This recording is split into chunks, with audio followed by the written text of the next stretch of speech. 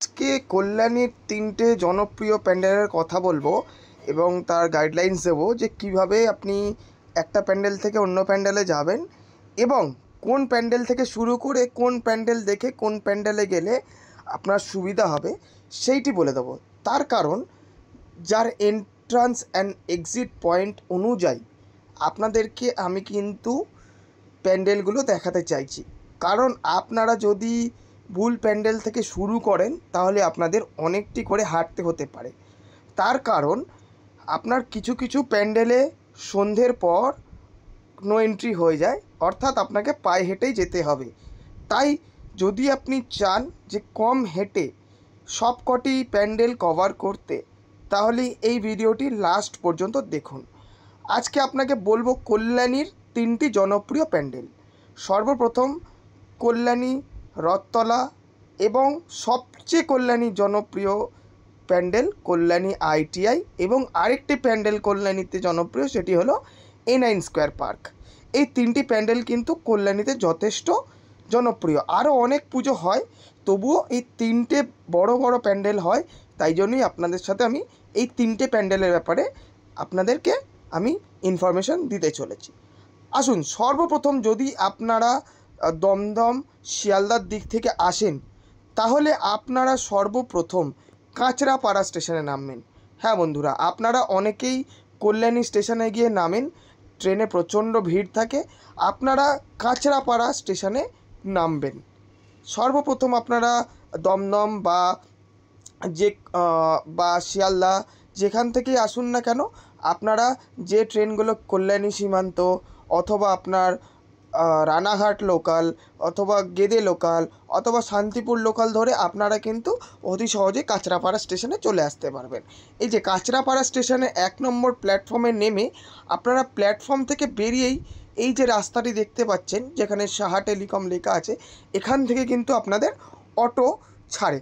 এইখানে অটোর লাইনে যদি আপনি বসেন, এই অটোর লাইনে আপনাকে কিন্তু এখানে বসতে হবে। এখান থেকে অটো আপনাকে নিয়ে যাবে সোজা, আপনাকে এই মোড়টিতে নামাবে। এই মোড়টির নাম হলো বাগমোড়। 10 টাকা নেয়, এখন হয়তো 20 টাকা নিতে পারে পুজোর জন্য, কিন্তু আসল দাম হলো 10 টাকা। এবং এইখানে আপনি কিন্তু নামবেন। এই জায়গাটি হলো বাগমোড়। এই বাগমোড় থেকে সামান্য হেঁটে গেলেই কিন্তু আপনি পেয়ে যাবেন কল্যাণীর রথতলা মোড়ের পুজো প্যান্ডেলটি। হ্যাঁ বন্ধুরা, রথতলার পুজো প্যান্ডেলটি সর্বপ্রথম দেখে নেবেন। এইখান থেকে আপনি যখন যাবেন আপনার এই লাইন বরাবর আপনাকে এখান থেকে লাইন দিতে হবে। এই যে ক্যাফে টি থেরাপি, এখান থেকে কিন্তু আপনি লাইনটা পেয়ে যাবেন রাস্তার উপরই। এবং আপনি এইখানে পুজো প্যান্ডেলটা দেখে এইখান থেকে আউট করে পাশের রাস্তা থেকে আবার কিন্তু এই রাস্তায় ফিরে আসতে পারবেন। তারপর আপনি সামান্য একটুখানি আগে হেঁটে গেলেই এইরকম জায়গা থেকে আপনি কিন্তু টোটো বা অটো এখানে দাঁড়িয়ে থাকবে, পেয়ে যাবেন। অথবা আপনি এই মোড়টা পার করলেই কিন্তু টোটো বা অটো কল্যাণীর জন্য পেতে পারেন, বা আপনি হেঁটেও চলে যেতে পারেন। এইখান থেকে সিধা আপনি যাবেন বুদ্ধ পার্ক। এই বুদ্ধ পার্কের এখান থেকে সোজা চলে যাবেন, যেতে যেতে আপনারা দেখতে পাবেন আরেকটি সেন্ট্রাল পার্ক। এখানে লেখা আছে আপনার আই লাভ কল্যাণী। এই যে আই লাভ কল্যাণী থেকে আপনি ডান দিকে ঘুরে যাবেন। ডান দিকে ঘুরে পুরো অপোজিট, মানে আপনি দেখতেই পাচ্ছেন পুরো সোজাসুজি যে রাস্তাটি চলে যাচ্ছে, এই রাস্তা বরাবর গেলেই কিন্তু আপনারা লাইনটা এইখান থেকে শুরু হয়ে যাচ্ছে। জাস্ট এই রাস্তা থেকে কিন্তু আপনাদের লাইনটা শুরু হয়ে যাবে। আপনি লাইনটা জয়েন করে আপনি কিন্তু কল্যাণীর আইটিআই, যেটি আরেকটি বিখ্যাত প্যান্ডেল পুজো প্যান্ডেল, সেটা কিন্তু আপনি এখান থেকে দেখতে পারবেন। এবং এরপর পুজো প্যান্ডেলটি এইখানে দেখার পরে আপনি কিন্তু যদি মনে করেন যে B17 দুর্গাপূজাটি দেখবেন, দেখতে পারেন। অথবা ওখান থেকে আউট হয়েই সোজা আপনি কিন্তু এই কল্যাণী মদনপুর রাস্তাটা ধরে সোজা আপনি কিন্তু চলে আসবেন A9 স্কোয়ারে। দেখুন রাস্তা কিন্তু খুবই সোজা, ওই রাস্তা সোজা বরাবর আপনি এগোবেন।